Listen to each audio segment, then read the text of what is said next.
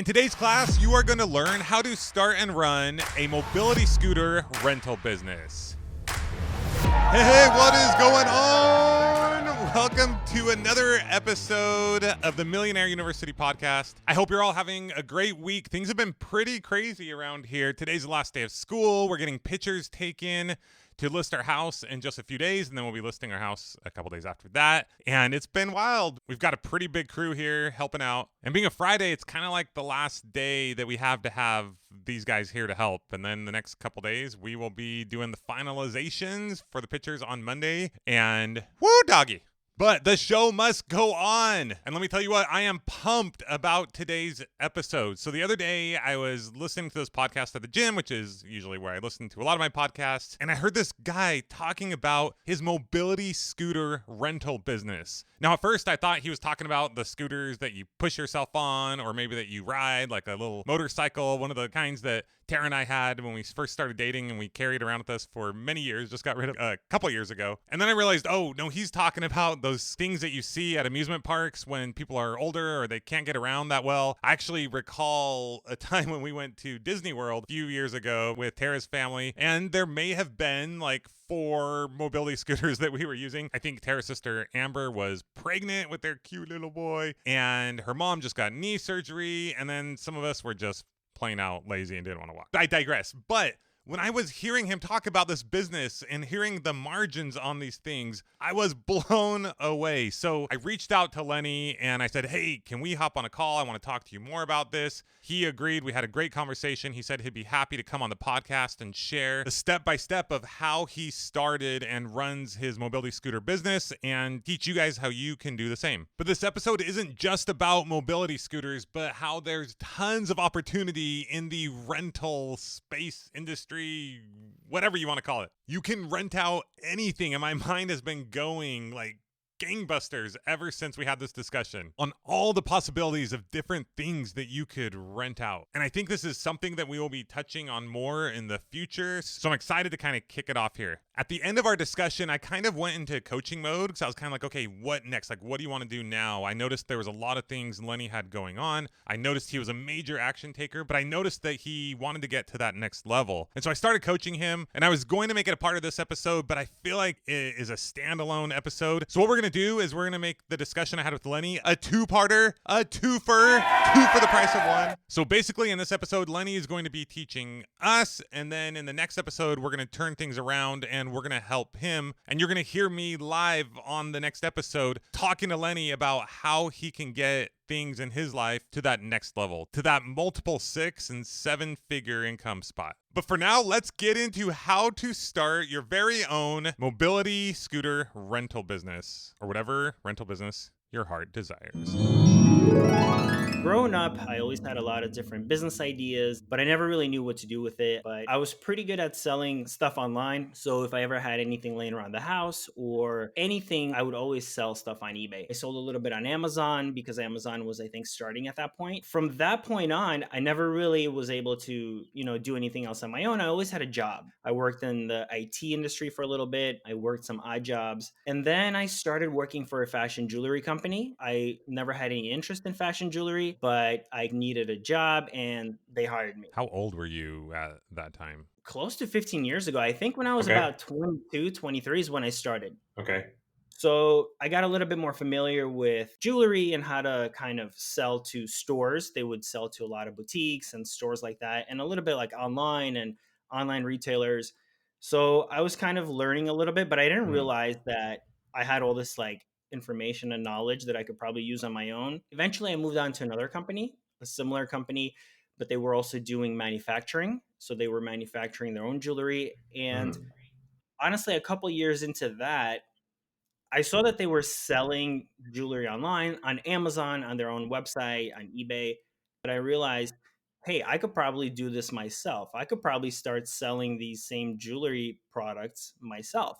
Hmm. And this was maybe 2 years into this job. I found the jewelry pieces. They were very simple, something I could easily make. And I listed them on Amazon and I began selling. So I was very Mm. comfortable listing on Amazon. It was like second nature to me. I got some pictures done. I had them photoshopped like with the white background. I found somebody on Upwork to help me do that. I did the descriptions and I just started selling on Amazon and I started getting sales pretty quickly because this was around maybe 2016 when Amazon was a lot easier to get into. And that was kind of my first taste into having my own business. I was still working at this job, but I saw that I was getting sales. It was growing. And I thought of like, hey, maybe I could not have to work anymore and just do this by myself. So that was my first time into like the opportunity of being, self employed, my own like business owner, basically. Were you making the jewelry yourself, or did you have someone else doing that for you? So they would always have somebody make putting the jewelry together, and it was very simple stuff. It was like chains, and you put like a link on it, and you put like a clasp on it.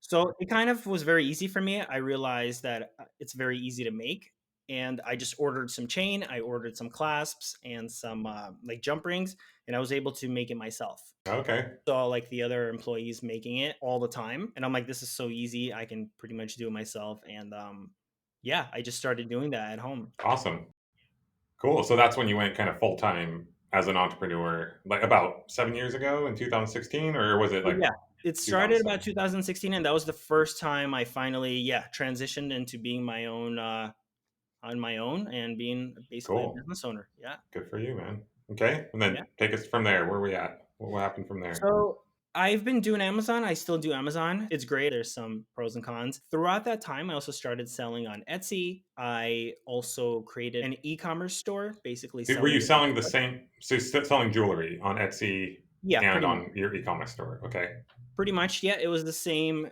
type of jewelry, and over the years, I probably added a few styles. I kind of researched and found new products to add, so I added a few more. But generally, I've been selling this stuff, and I did Etsy, and I added all the products on eBay, and then have been trying to develop my own e-commerce store as well. And it wasn't necessarily a business that took off like crazy, but it was paying the bills and it was growing over time.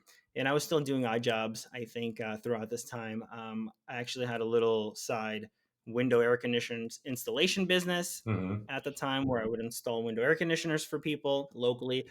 Honestly, I did some valet with a friend of mine. I would do valet parking. He had a company. Yeah, so I had to like do different cool. things, but it was always a learning experience. And then I would say a few years later, so I would about 2019, I started thinking more about doing other types of businesses. Some of Lenny's friends, including his friend that started the valet company, were talking about different business ideas, and they thought, what if we did an equipment rental business together? This is where Lenny first got the idea for his mobility scooter rental business. My girlfriend's mom came into town to visit us, and she actually rented one. Mm, Her okay. and her friend, so they rented 2 scooters, and we would be going places, and I would be putting it in the back of the Jeep and taking it out for them when we were at, like, a destination. Mm, But this was yeah. 2 years before this, and I didn't think anything of it. But his friend wasn't so sure it would work. So Lenny decided to go at it on his own. "I'll start a website, we'll see, maybe it's gonna be better than you think." So I Hmm. kind of took it into my own hands, and I kind of got the business right away. Yeah. I sort of understood it. It was very simple. Literally, there's like one scooter and that's it. There's not a lot of variation to it. There's not a lot of like, options or anything. All the other companies that I looked at, they all had pretty much the same scooter. So I'm like, it's very easy. I felt comfortable like I could create this website very quickly. I could put up a lot of information. It was very intuitive to me. It wasn't like a big, huge like tractor that you were renting out or anything. It Yeah, was like like, where I had to like learn so much about it, like how does it hmm, work, or maybe there's a lot of different tractors, or what's the use for it. It's just a mobility scooter. I know what people need it for. I guess I've seen it before. yep. It's like 1 plus 1 equals 2. So I'm like, So you saw there was a need. You knew there wasn't like too much competition. You saw that, okay, I can get these for this amount and they rent for this amount. Like, I assume that was part of your process. Are you going to go through those numbers? sure, sure. So yeah, so when I had the idea, when I came up with the idea, obviously I'll go online and I'll search for other companies that are doing it. and I saw the scooters that they had, listed, and I saw their prices. I saw that there were some people in the area. A lot of them are situated kind of more near theme parks. They do that kind of a business where they do like the Mm-hmm. daily theme park rental. So I knew there's a demand for it. Generally, the way they do it, and everybody does it differently, there's usually a day rate, and then there's a weekly rate and the monthly rate. And I think once you actually rent something, there's probably other fees, like they show one price, but they tack on like a delivery fee and then a pickup fee, and maybe there's taxes, right? And that kind of stuff.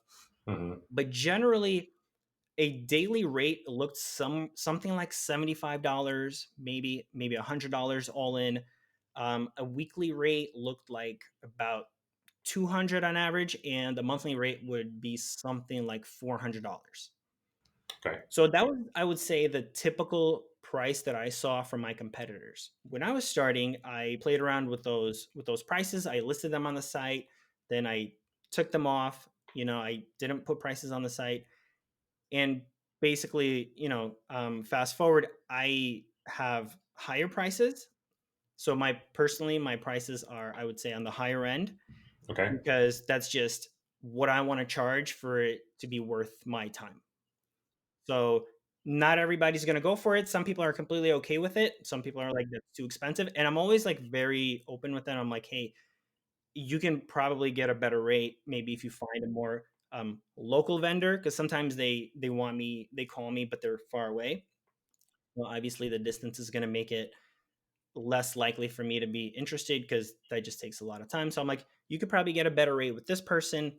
Sometimes I actually give them a name of another vendor that I think, that could help them. I'm completely open. I'm not trying to get every single job, basically, but I try to make it worth my time. So I charge prices, I would say, on the higher end, Okay. and a lot of people are happy. But I also, try to provide good customer service. I have good scooters, and people are always happy. Cool. How much did you pay for the scooters? So I bought them used, and on average they're about $500. That's how much I paid Okay. for my scooters Cool. initially. Yeah. So the ROI is definitely there. How often are the scooter like how many you don't have a ton, right? You just have a few. 'Cause this is kind of one of you have multiple businesses, right? So this is one of Yeah, your this is a part-time thing for me. how many scooters do you have more or less? Right now I have 7 scooters Oh, altogether. cool. Yeah. So And it's do you have not like that a little many. place where you store them? Yeah, I actually have a storage unit in my building, in my apartment building. We have storage units that we can sort of rent. So it's perfect. It's right in the parking area, right next to my car. And I have 2 storage units, and I keep basically 5 in one, and then I have 2 in the other. Awesome. So you have Yeah. 7 scooters that you rent out. Hmm. How often are those rented out? Have you figured out like the ROI, like per year, for example? I mean, you spent $500 per scooter. Hmm. Have you figured out like how often those are rented out for the year and how much you're making from each one? Yeah. So on average, I spend about $500 per scooter. And the ROI, I think, is pretty amazing for a rental business, because Mm-hmm. I charge about at least $300 for a weekly rental, and a lot of them are around there, 3 to 4 days to a week to 2 weeks. So I Okay. make my money back within 1, 2, 3 rentals, which is, I think, pretty Wow. insane for a rental business. That's awesome. As I said Mm-hmm. earlier, I don't run it as a full time business. I don't take every job. Yeah. Like, some weeks are more, some weeks are less, because I Mm-hmm. kind of pick and choose. And I could have 1, 2, 3 rentals a week, sometimes maybe 5 if it's a little bit busier. But I get a lot more requests than I actually do.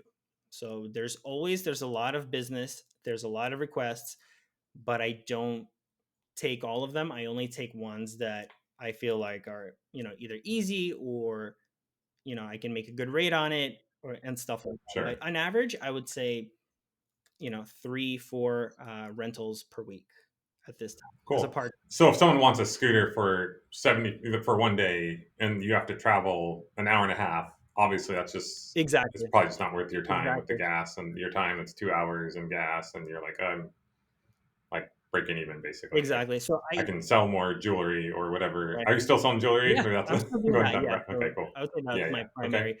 But yeah, exactly like you said, I try not to do 1 day rentals, because the work is the same if I do a 1 week rental, but Yeah. I can't. Unless it's really close by, then it Exactly. might be worth Then it. I could do it. And because you can't charge that much for a day, you can charge, Yeah. a good amount for a week, for 4 days, for 2 weeks. But you can't just like make it worth your time and charge crazy money just for the day. That's nobody's gonna do it, and that's too much. You know what I mean? Let's talk a little more about how you get these customers. Like, are you doing pay per click to get these customers, or are you just organically getting them? So I'm all organic pretty much since the beginning. I've tried ads just to kind of test out the market, just to see if Hmm. I can get more requests that way. And yes, I if I did ads, I could get even more. But for the most part, I'm not driving any ads to my business. It's all organic, and I would say it's enough for me right now for like as a side business. Yeah. So you put up a website, and did you do any SEO work on that, or it's just kind of in demand and it's kind of niche, so there's not like a ton, so you pop up when people do the search? I'm not like an SEO expert. Yeah. I'm just trying to get an idea. Yeah, I think it's both. So I've never been an SEO expert. When I started that website, that business, I knew even less. I didn't really know much at all. I started the website. I looked at some of my competitors. I don't think there were that many competitors, although there are some. It's not very saturated, Hmm. and their websites are kind of like old school, outdated. Yeah. So I created a website that I thought just looked a lot more modern. I put up as much information as I could on it, just extra pages, frequently asked questions, pictures of the scooters. I listed all the kind of like where you can go with the scooters, kind of like sites Hmm. to see, right? Attractions, just put more information. And the only SEO that I knew was just fill out the stuff that they asked you in the back end. So I used GoDaddy website builder, and I just Okay. filled out what I thought made sense in, on every page when I was building it. And it's very easy for me to use. I think GoDaddy website builder is pretty easy for this type of business, for like informational Okay. service business. And that's pretty much it. And then I opened up a Google My Business page, which I would say is pretty important. So it's to get your business basically listed on Google Maps. So when somebody searches for a local service, a local business, your business will come up on Google Maps. So that's a good way to be found. And other than Do you try to get reviews from yeah, people I did. to help? Okay, so yeah, pretty much everyone just reach out and say, "Hey, can you leave me a review?" If they have a good Exactly. experience, That's assuming probably they the have a good number experience. one thing. Yes, you always want to be sourcing reviews. I think I don't know for sure, but I think that helps a lot. That'll probably help you rank and, of course, give you credibility for other customers. They want to see good reviews. So that's probably the number one thing. So I had the website. I made it as nice as I could. I had the Google My Business page, How long did it take you to make and build the website? I mean, I probably got it up within a few hours, but then I was polishing it up, and maybe within a Hmm. few days, I probably had a final product. I'm sure I polished it up over time, but Over time, yeah. yeah, Okay. it was pretty quick. Within a day, I think I had a workable website, I would say. Awesome. Yeah. Awesome. So GoDaddy website builder, then you created a Google My Business account. How would someone do that? They just Sure. we're talking to my 17-year-old son here Mhm. who has never started a business, but he's he knows how to use Google. Right. Basically, he's 17. What does he do to create a Google My Business? Yeah. So the way I did it, just go on Google, search Google My Business. You'll get the first result will be their Google My Business sort of, webpage. You go on that and since I did it a long time ago, I don't remember exactly what you click, but I'm sure it's very, very obvious. You either claim a business or you create a new business. So your Okay. business is already somewhere online. They might already have a record of it, and you just click claim and you just click a few things, and then it creates the profile for you. Or you just create your own profile. You put in your business name, your information like phone number, email. You can put an address. For me, it's not an address that people can visit, so you can hide that. You're basically a mobile only service. Okay. So That's kind of what I was wondering. Yeah. yeah, you don't necessarily need to show your address, but I believe you have to have it there because they want to verify you. And this is at Yeah. least how they did it before. They send you a postcard to your actual Yeah. address. You have to put in a code, and then you're finally verified, and your business is going to start showing up on Google and Google Maps specifically. That's my understanding too. Is they send you a Mhm. postcard, so you get how long? It takes a couple days to get the postcard, so it might take you a few Like days five to days get at your the Google most. My Business. Mhm. Yeah. but get your website going, Mhm. and then while you're waiting, build your website while you're waiting for the postcard type thing, right? Yeah. Or do Google My Business, wait for the postcard, get your website going. Okay, Yep. cool. And yeah, and on Google My Business, there's a lot of not a lot, but you can put in information, a business description. You could add pictures. You, of course, all your business information. So you want to fill that out as much as possible. Put as much Okay, information there. Pictures, like you can do little updates and stuff, and that's gonna give you the best chance to rank if you have all that information filled out. cool. Now, something you did. Now, $500 isn't like a huge Mhm. investment, and worst case scenario, you can go sell it again for 500 Exactly. bucks, right? So you don't really lose anything. But you actually put up the website first to make sure there was demand to kind of see what kind of results you got, and then you went and bought the scooters, right? Exactly. So if someone's getting a more expensive piece of equipment, they could put something up, see what kind of results they get to test it out first if they want to, right? So Yeah. So that was my whole thing, and some people think it's like a revolutionary idea. I think it's very obvious.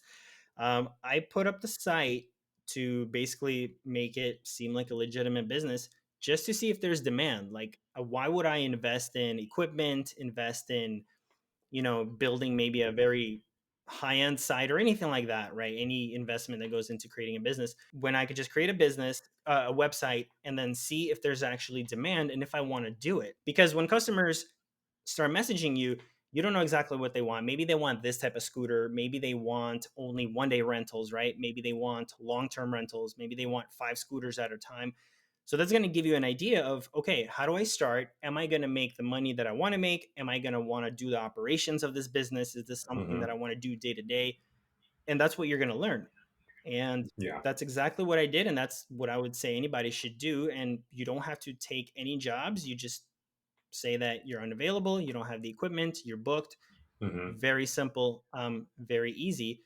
And that's how you want to just see if you have demand. And that's how I started it. Or you could literally, like, if they're coming tomorrow, you could go buy a scooter that day. That's kind of, yeah, I was thinking about that for sure. Yeah, if you line it up, you know where to get it. You could book the job as long as you know you could get that scooter. And once you're ready, you just you go and do it. Awesome. Yeah. So now I think you're going to get into like compressors or something like that. Is that kind of the next So recently, idea? I'm getting into generators actually. Generators. I'm sorry. Generators, yeah. Okay. So that's a new business that I'm actually partnered up with this same friend of mine. hmm So he has his valet company. He's working on some other stuff, and I've been doing my scooters. And then we kind of decided to get into generators as a higher ticket item, something that's next level. So that's what we're working on right now. It's Are you doing that together to kind of help with the investment and stuff like that, like the upfront cost? partly we just decided to work together on this one because I think he's great at what he does. He knows a lot of things. I think I bring stuff to the table, and it is a little bit more of an investment, more high cost. He has a truck that we need, so it kind of just like works together, Cool. and we just decided to do it together. Yeah, Awesome. He has some business experience. exactly, You're like, hey, I can learn some things. Maybe we can just work together and grow this, and it'd be kind of fun. exactly. Um, okay, awesome. So for anyone who wants to start a rental equipment business, essentially pick something that you think might work, and let's maybe brainstorm a few Sure. ideas. Like, what are some, just to get people's minds going? What are some rental businesses that you've seen, or rental businesses that maybe you've thought of that people could think about and try Sure, out? I'll share some good ideas right now. And I think you never know for sure. So there's a few things you want to look for. Location matters a lot. So if you're in a big Hmm. city, touristy city, that's good for some things. If you're maybe in a quieter city or not so touristy, that's good for other things. That's one. Two, seasonality. The weather matters. If it rains a lot, like for example, if I had scooters, rain and cold weather would not be great for that, Yeah. right? Since I'm in Okay. a That's a warm, good sunny point. climate, people are always outside. That's good for that.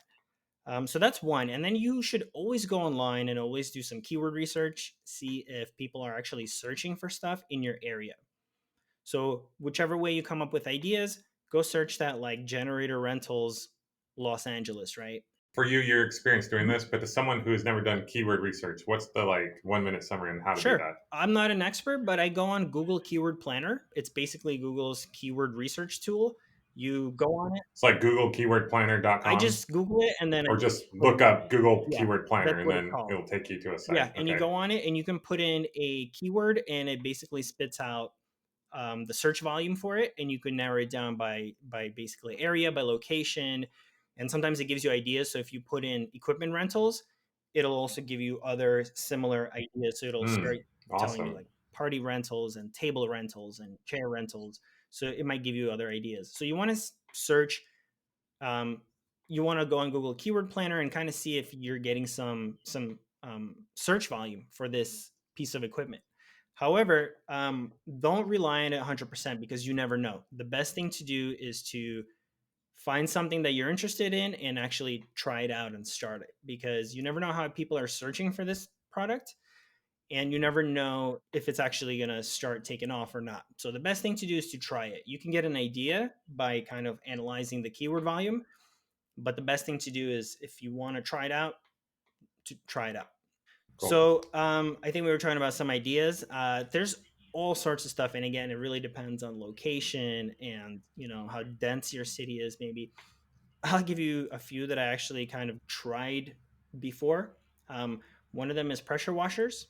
Okay. Pressure washers, I thought, was a pretty interesting thing. You can usually it's a service where you hire the person to do it, but sometimes people want to Hmm. rent that equipment to do whatever pressure washing they want to do. Another thing is balloon lights, or all kinds of lights, but I try to Mm. narrow it down to more of a one, two, three products, not where you have a ton of stuff. Yeah. So balloon lights are basically these area lights, right? Like floodlights. So if you want to have them at a event, at a party, they use them on film sets.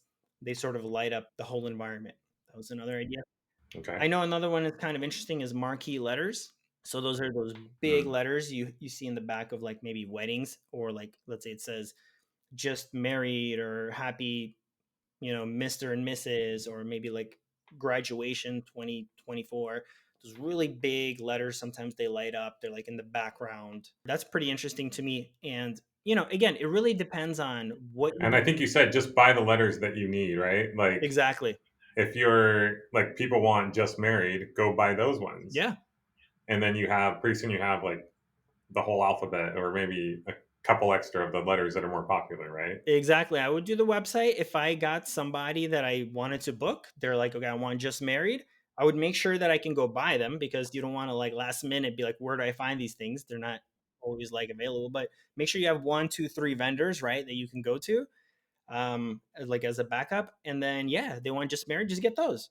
And then the next time you get something else and you probably already have some of the letters, and you just add a few more letters and just go like that. Don't get like a bunch of stuff and like, all that. So, Awesome. yeah. All right. Any other ideas? Scissor lifts, I think, are always in demand. You never know. It really depends on where you are and, the customers around you. Forklifts. But again, some of these things are very expensive to get into. Some of these things Yeah. are very, like forklifts, you kind of need like almost like a semi truck to transport, Yeah. like Yeah. an 18 wheeler. Like you need something serious to transport it. You can't just do it like on a car, maybe with a pickup. Again, I don't know for sure. They're very heavy. Same thing with scissor lifts. You need a trailer. You could rent out trailers. I think the best thing is to find something very unique that's not necessarily very known. Like it could be literally something very like specific, like a specific type Mm-hmm. of microphone, even. Just as an Mm. example, it's not a good example, but Totally. you know, very unique, very niche. You're not going to necessarily get a bunch of people hitting you up, but you might just be in that niche and you'll be the go-to person for that. And eventually over time, you just might get enough repeat business from the same customers to make it worthwhile to just I love use it. that. Do some keyword research. Try to think of some of your own Yeah. ideas. Build a website, whether you use GoDaddy Website Builder or That's the one whatever. I use. That's the one I Keep like. it You can use simple. anything else. Yep. Do a Google My Business. Called the Google My Business page, or what would you call it? A Google My Like Google Business. My Business listing. They might have changed the name now, but it'll always Okay. come up as a Google My Business listing. Yeah. And then yeah, put it out there, and I love it, man. And then just grow as you go, right? Yeah. Either expand, or if something's not really your deal, you can sell it for the same price. If you bought it used, you can sell it, and there you go. Exactly. That So was my whole thing. When I bought my first few scooters, I was like, if I want to start, I'll start. If I don't, I can always resell it. Cool. pretty much make my money back or more. So the ROI on this though is insane. It's just a matter of making sure it's worth your time and you have the demand and all that. So I love it, Lenny. Yeah. That's really cool. And that, my friends, is how you start and grow a mobility scooter rental business. I don't know about you guys, but my head is spinning. How about you, Tara? Wasn't that awesome? Tara's in here painting my closet as I'm recording this. But there's so many different things that you can have a rental business on. I'm looking at this mixer here. I'm thinking of like really like nice like cameras you could get. And the cool thing is, think about the things that you want and then buy those things and rent them out, and then they'll pay for themselves and then you can own them.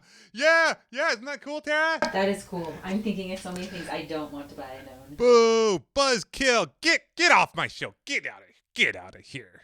Don't listen to her, guys. She's just jealous because we're gonna have lots of really cool stuff for our rental business. We're gonna make lots of money, and it's gonna be amazing. So think about all the different things that you could have a rental business on, and I'm thinking of a lot of things that you can combine that are kind of in the same niche, the same area, so that when people want one thing, they might want a bunch of different things. And then we're gonna have a warehouse, and it's gonna be great, Tara. You pumped? Let's do this. Let's go. Okay, so like I said, after talking to Lenny, we kind of got into some coaching. So in the next episode, that's what you're gonna hear. Lenny is amazing. He is an action taker, but he's got so much stuff going on and he wants to go to the next level. And to me, it's pretty clear what's holding him back. Well, not perfectly clear. It takes time to work through these things, but I can see some very obvious things that he needs to do so that he can get to that high 6 and 7-figure level. And we kind of get into that in the next episode. So don't miss that. It's going to be good. I'll be talking through Lenny, but to you and your mama too. In the meantime, keep making it happen one day at a time. What is the most important thing you can do today that will help you grow your business? Do that thing. And if you like this podcast, please share it with a friend. It's really easy on your device. Just go and there's a share option. Text it to your friend. They can check it out. We really appreciate the support. If you have left to leave us a review, we'll take that too, because we love you. That was Tara's line. I stole it. All right, I gotta go. Next time you hear my voice, we will have our house listed. Hopefully someone buys it. Woo! Woo! Woo! All right, any final words, Tara? Just back to painting. Okay, she's got lots of good things to say, folks. Lots of good things. And with that, we will see you next time on the Millionaire University Podcast. Class dismissed.